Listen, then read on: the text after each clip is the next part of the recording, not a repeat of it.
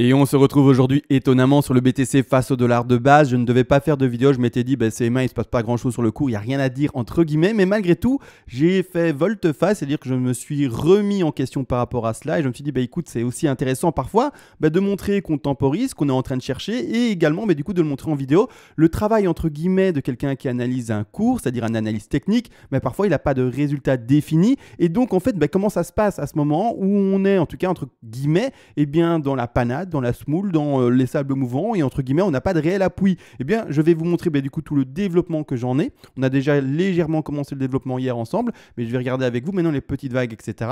Et du coup, comment est-ce que ça se passe pour bien entendu le trade qui a été initié ensemble? Rappelez-vous, dans ce petit rectangle vert ici, c'est-à-dire on retourne sur la vidéo qui le montre bien entendu, 5 mars d'année 2021, encore une fois, l'ouverture, les TP qui ont été placés, bref, jusqu'au 61 000. Donc ici, c'est pour le moment des trades qui sont propres. Mais du coup, comment est-ce qu'on se positionne? Comment on se repositionne? Comment est-ce qu'on travaille peut-être les futures vagues? Parce que oui, peut-être que tout ce qu'on voit ici à l'écran est complètement faux et il ne faut pas hésiter, bien entendu, à se repositionner. Un trader intelligent, entre guillemets, malin, c'est quelqu'un qui n'a pas des œillères et qui ne voit pas que son décompte en mode j'ai une fierté et je ne peux pas le changer. Ça, c'est complètement faux. Si vous avez cette espèce de fierté en vous disant mon décompte doit être bon, s'il n'est pas bon, je vais perdre, je sais pas, je vais perdre ma face à mes amis avec qui j'ai partagé ce décompte ou non, d'accord, il faut être conscient que vous pouvez vous tromper et il faut à tout moment pouvoir anticiper un autre décompte qui bien entendu sera peut-être meilleur. Donc de toute manière, ça va être vraiment tout le développement aujourd'hui, vous montrer du coup tous les décomptes potentiels après, où est-ce que j'en suis dans les micro-vagues également, bref, tout ici, ça sera une phase de temporisation et on va comprendre finalement comment est-ce qu'on analyse et comment est-ce qu'on avance pas à pas, bien entendu. Malgré tout, tout ça sera fait, vous le savez, après la petite intro. Et on se retrouve aujourd'hui encore une fois sur le BTC face au dollar en phase de temporisation. Bien entendu, on va voir qu'est-ce qu'on va faire de ce trade également. Je le rappelle, avant de commencer tout ça, on a mis un TP, et pas un TP pardon, mais un stop loss, et donc c'est-à-dire même maintenant un stop profit étant donné qu'on l'a mis au-dessus de notre point d'entrée. Légèrement, alors il n'a toujours pas été pris, mais légèrement en dessous de la mèche actuelle qui sont ici les 53 228 $. Je remontre, ce stop a été bien entendu posé en vidéo également, montré. Je vous avais dit pourquoi on le pose là, le 12 mars d'année 2021. J'avais bel et bien expliqué, attention au retracement de 4 et on le met vraiment assez bas sous les 53 000 ou en tout cas le plus proche possible des 53 000 mais pas aux 53 000 même, c'est-à-dire que maintenant voilà, ok, on est encore dans la course. Si le rebond se fait actuellement, tant mieux, on gagne des pépettes et c'est parti, on va prendre tous les autres TP. Et si au contraire ça s'écrase, on sort de trade avec le take profit partiel pour se faire également des pépettes du coup et re-rentrer dans le marché plus bas. Malgré tout, en fait, je suis déjà presque dans l'analyse là. Ça va être le contenu de la vidéo, il est vrai, mais avant, c'est vrai, je voulais juste remercier les personnes qui font des donations. Je rappelle, c'est vrai, en fait, c'est chronophage de faire ceci. Et également, j'ose espérer qu'en fait, le partage de connaissances, de méthodologie de trading, méthodologie d'investissement, méthodologie également vis-à-vis de l'analyse technique en ILOT vous-même, d'autres indicateurs parfois, a une certaine valeur et que vous voulez, si vous voulez soutenir bien entendu la chaîne, récompenser ce partage. Ces donations, parce que je le précise, c'est des donations qui fonctionnent par palier et vers les premiers paliers de donation, je rappelle également, je vous envoie en contrepartie pour vous remercier du coup à mon tour en fait du soutien que vous m'apportez, je ne rigole pas, c'est vraiment un soutien parce que c'est vraiment en fait beaucoup de temps malgré tout, de manière journalière, également endurant, déjà 4 ans qu'on est là ensemble, je vous envoie en contrepartie toutes les règles d'Elliott en français. Je rappelle également en 2 mots, j'ai écrit ça de manière très concise pour que le débutant premièrement ne se retrouve pas avec 500 pages et surtout en fait 500 pages ça sert à rien. Vous ferez, il est vrai, beaucoup de musculation vis-à-vis du kilo du bouquin, mais autrement, clairement, ça sert à rien. Tout est synthétisé vraiment pour que vous puissiez apprendre rapidement, efficacement pour le débutant et également le plus avancé, étant donné que tout y est, il n'y a pas quelque chose qui est oublié, qui est mis de côté. Également, il est vrai, enfin, on va analyser le cours. Vers les derniers paliers de donation, donc les paliers les plus élevés, vous pouvez me demander une analyse à la demande sur l'actif spéculatif de votre choix. Et je le ferai bien entendu le plus rapidement possible en vidéo. Maintenant, c'est fini, c'est réglé et on part enfin dans le vif du sujet. C'est-à-dire que je vous l'ai dit en début de vidéo, c'est phase de temporisation. Donc il y a peut-être des erreurs ici à l'écran, même si on prend en compte que oui, l'ouverture du trade est extrêmement propre, super, on est rentré sur celui-ci, ici 46 000, 47 000 $, 48 000 pour les plus tardifs, c'est extrêmement propre. Oui, on a été chercher le TP numéro 1 ici à 61 000. Oui, on est en full bénéfice, oui, même, d'accord, peu importe. C'est peut-être juste de la luck, peut-être juste de la chance et on part là-dessus. Ça arrive, et je ne le cache pas. Donc ici, clairement, on est dans un trade gagnant. tant mieux pour nous, mais comment est-ce qu'on va continuer à le tenir? Le stop, bien entendu, a été presque frôlé, vraiment très proche, mais on est toujours dans le trade, donc tant mieux. On attend du coup un rebond, on ose l'espérer, mais malgré tout, je vous ai déjà montré hier tous les décomptes alternatifs, mais on va revenir là-dessus. Je vais vous montrer du coup en fait tous ces décomptes potentiels, c'est-à-dire qu'on est tout potentiellement, également. Eh bien, soit, attention, la WXY, je vais retirer les toutes petites vagues, c'est pas la question aujourd'hui. Aujourd'hui, on va vraiment analyser les micro-vagues là, et puis après, partir dans l'hypothèse que je me suis trompé dans des sous-décomptes et que c'est comme ça et c'est la vie. Je suis humain, on peut se tromper. Mais du coup, on va s'appuyer sur les grandes figures potentielles. C'est-à-dire que soit on part dans un triangle A, B, C, D, E, que cette affaire-là, du coup, va nous faire quoi? Une zigzag, une WXY ou une flat ou que sais-je. Flat pas, pardon. Mais en tout cas, une figure qui peut s'introduire dans un triangle. C'est-à-dire que maintenant, peut-être, on va dessiner une A, B, C. Donc A, rebond de B et puis chercher une C. À ce moment-là, mon stop à moi, rappelez-vous, à moi ou à beaucoup, ou pour beaucoup d'entre vous, pardon, si j'arrive à m'exprimer correctement, eh bien, se pose ici. Donc en dessous, comme vous voyez ici, de la mèche. On l'a posé vraiment 52 000 et quelques, presque 53 000. Donc clairement, il faut comprendre une chose, c'est que si on fait bel et bien cette B et puis après crash, on va chercher la C, on sera sorti de trade, comme expliqué en début de vidéo et même avant les explications de la donation, on sortira avec un stop profit, avec du bénéfice, etc. Pardon.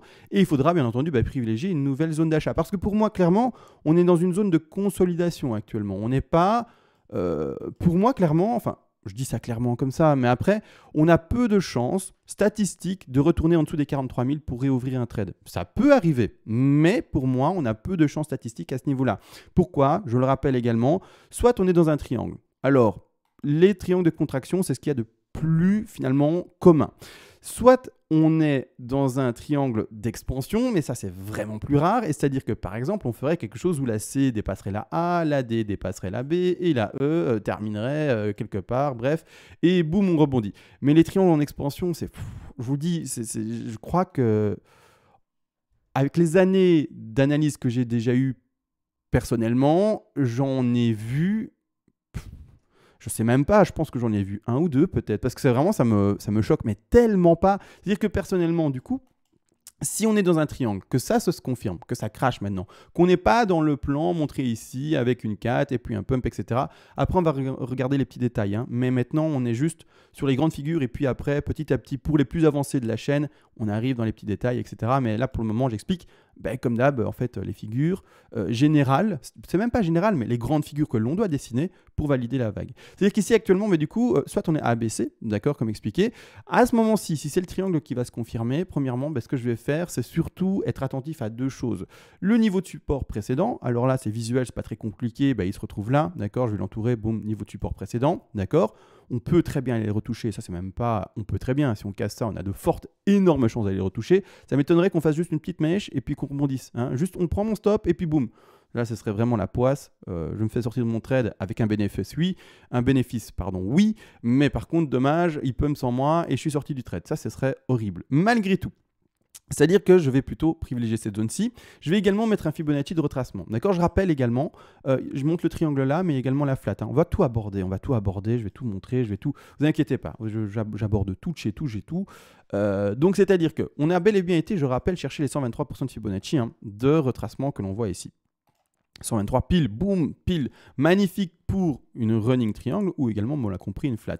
C'est-à-dire que clairement, je vais privilégier, les 61,8 pour ce bas-ci. C'est-à-dire que je vais privilégier la zone d'achat. Si on écrase ici déjà à la baisse, je vais vous remontrer du coup mon futur, normalement, encore une fois, on verra l'évolution réelle du BTC et tout.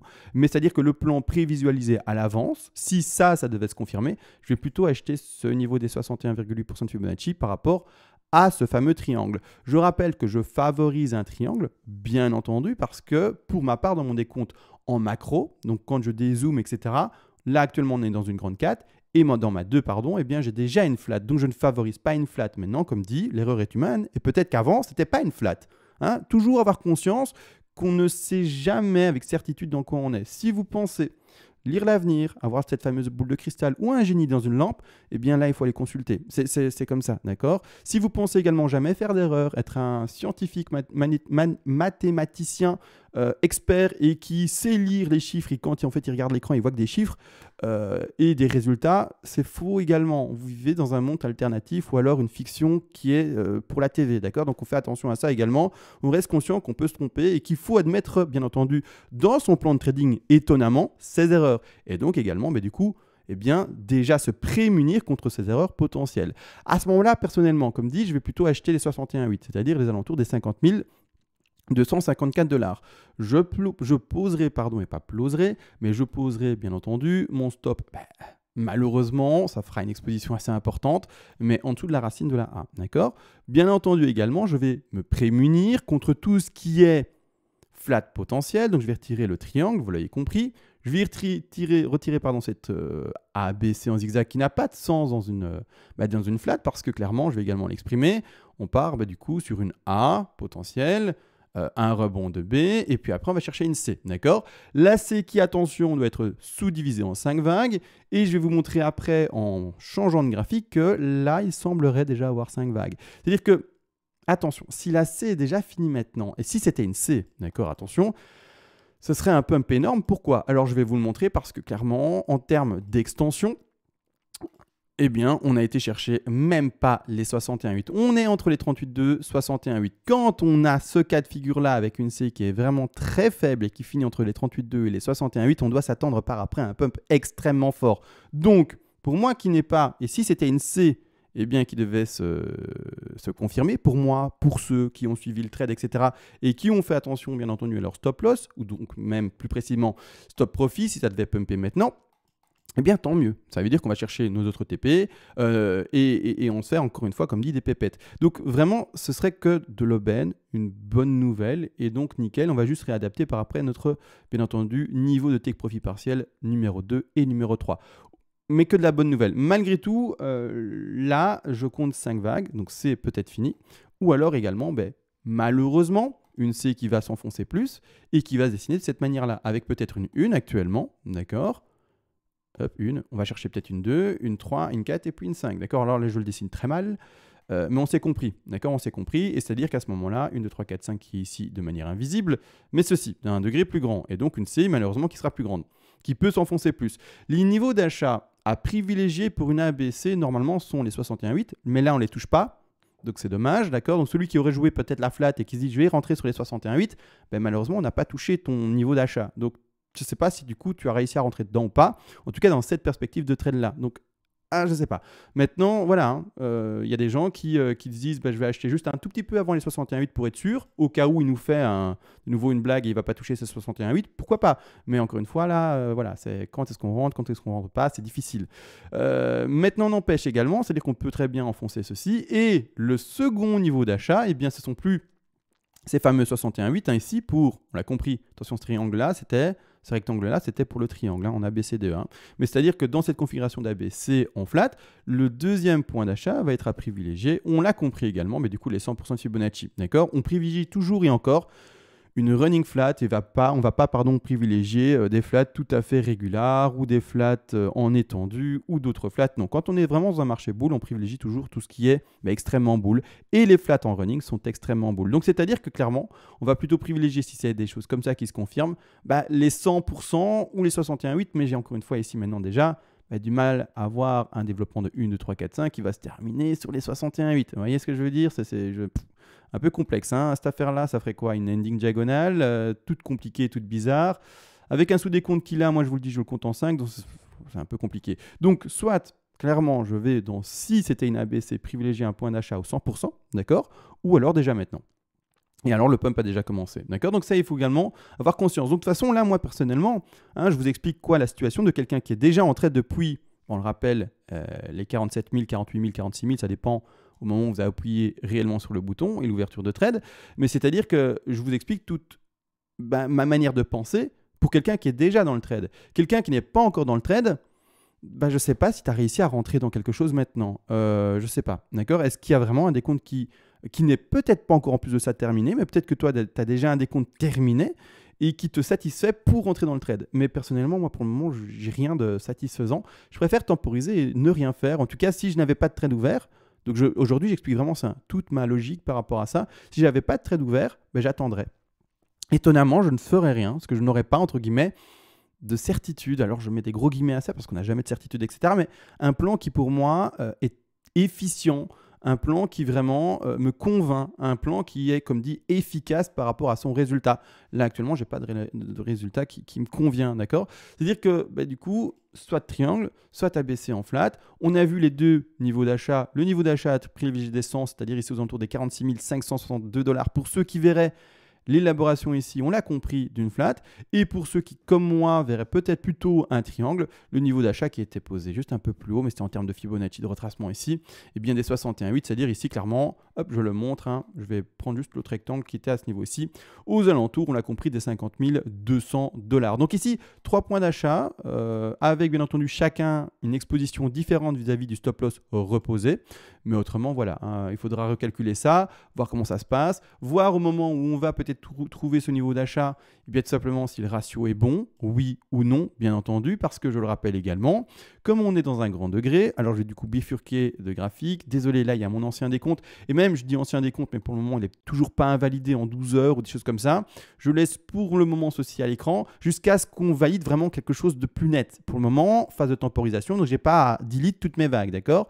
Le moment où on va vraiment valider telle ou telle chose, je dirais, bon, ok, c'était une flat, ok, c'était un triangle, là, c'est méga propre, je delete tout sans le moindre remords et je mets les vagues qui sont plus propres. Maintenant, je laisse juste bien tout ce que j'ai déjà dessiné pour pas, ou en tout cas annoter à l'écran, pour pas l'oublier et pour pas non plus être une toupie. On ne change pas de plan comme de chemise, ça c'est important de comprendre. Donc pour le moment, tant que je n'ai pas d'ailleurs, un décompte plus précis, plus juste peut-être, je vais toujours laisser ces fameux TP là. Malgré tout, d'accord? Malgré tout, il faut comprendre une chose, c'est que si, et c'est important de le comprendre, hein, si, toujours travailler le si jamais il se passe ça, comment est-ce que moi je dois me préparer? C'est ça, vraiment ça la question.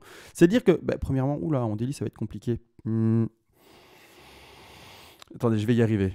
Parce qu'en fait, c'est tout petit. Hein. Une extension de fou sur la 3 ici en blanche, extension de dingue. C'est-à-dire qu'ici, clairement, je vais sur ma racine.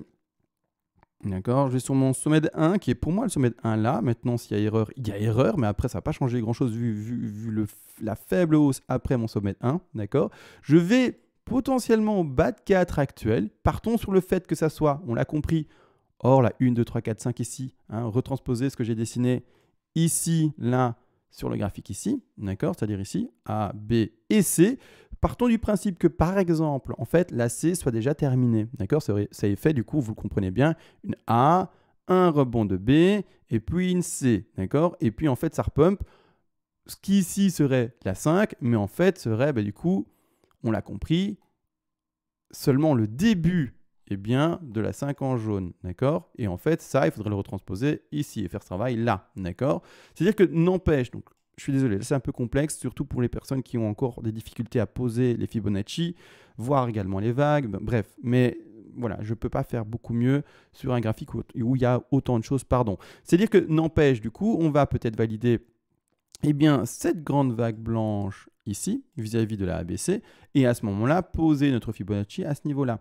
Les objectifs, et du coup, pour ceux qui ouvriraient ce trade-là, hein, d'accord, tout simplement, ira chercher, vous l'aurez compris, les niveaux des 100, des 161,8 et également des 261,8% de Fibonacci. En fait, je dézoome un peu pour être sûr que j'ai bien cliqué partout correctement. Oui, nickel, ça est nickel. C'est-à-dire que du coup, les TP à placer pour ceux qui rentreraient dans ce trade-là, ou si dans quelques jours, on voit que c'est bel et bien ce trade-là qui se confirme, et donc que c'est vraiment ce décompte-là qui a été propre et que c'est nickel et que c'est nice et c'est ça, à ce moment-là, on redéplacera nos TP. On rappelle, on a déjà pris le TP numéro 1, d'accord? C'est-à-dire ici aux alentours des 61 500. Vous, bien entendu, qui entrez peut-être dans un nouveau trade, il faudra le positionner et prendre un premier TP, non plus là où nous, on l'a pris à 61 000, mais vous devrez le prendre à 100% de Fibonacci. C'est-à-dire ici, en termes de prix, on regarde ici à droite, 59 536 $. Donc désolé, c'est tout petit rikiki tout ça, mais voilà, je ne peux pas faire grand-chose de plus que ça. Le deuxième TP, et donc c'est-à-dire nous également, qui sommes entrés depuis les 47 000 et qui n'ont pas été sortis par cette fameuse bougie rouge, devra être juste légèrement replacé vers le bas pour le moment, tant qu'on n'a pas un sous-décompte plus correct. Et à ce moment-là, on va aller chercher un TP numéro 2 aux 63 268 $. Et le TP numéro 3 qui est placé là-bas tout en haut, sera encore un peu plus déplacé vers le bas également, aux 261,8 et lui sera placé, on l'a compris, à 69 495 $. Donc maintenant, je suis désolé, c'était une vidéo assez complexe.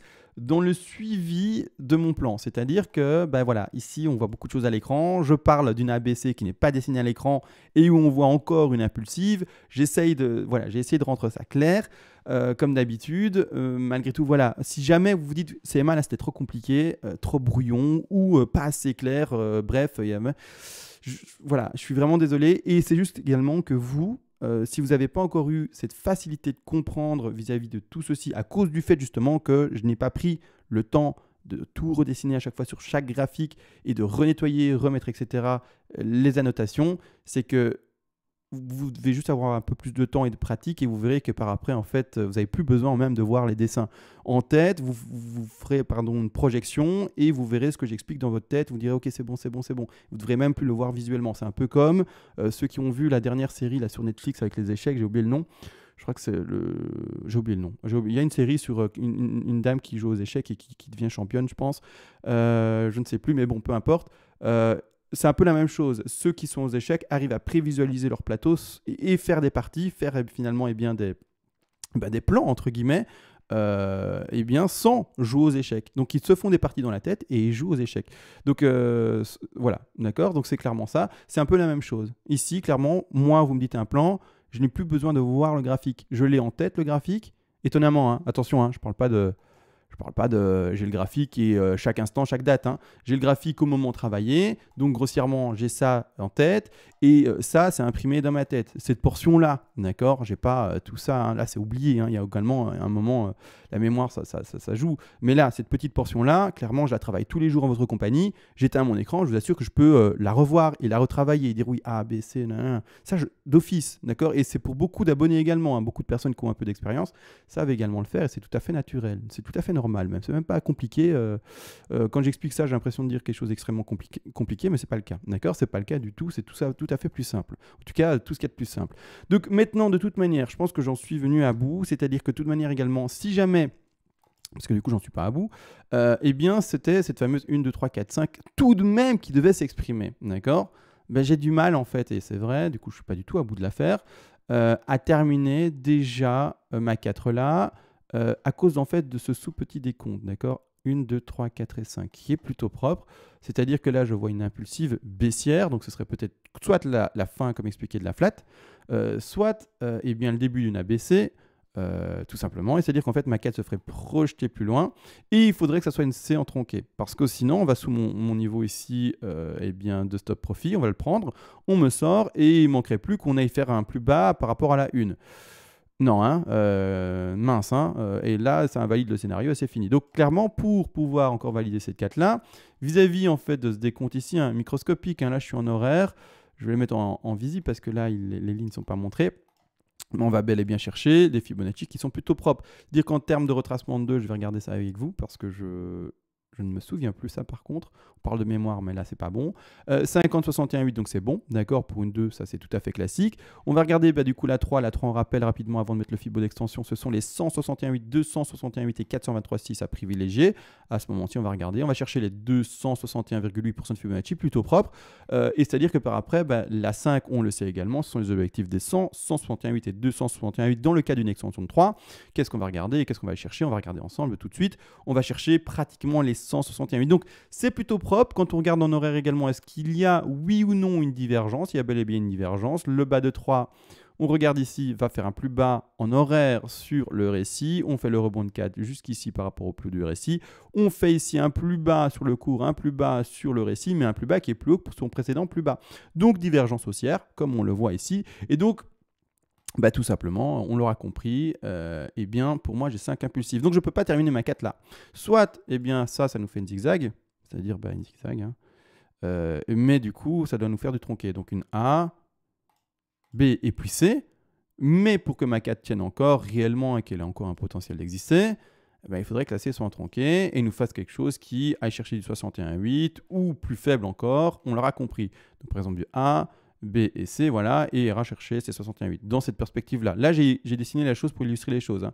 Mais la B, voilà, il faudrait que ça fasse ça. Consolidation ici de 4 et puis après extraction. Bon, hein, on verra si c'est ça, on verra comment ça se passe. C'est pour ça que maintenant, je suis dans une phase totale de temporisation. D'ailleurs, je trouve que la vidéo commence à être un peu longue. Ça sera même plus long comme vidéo que quand il y a un résultat plutôt propre et sur lequel eh bien, je suis plutôt assuré et avec une certaine confiance.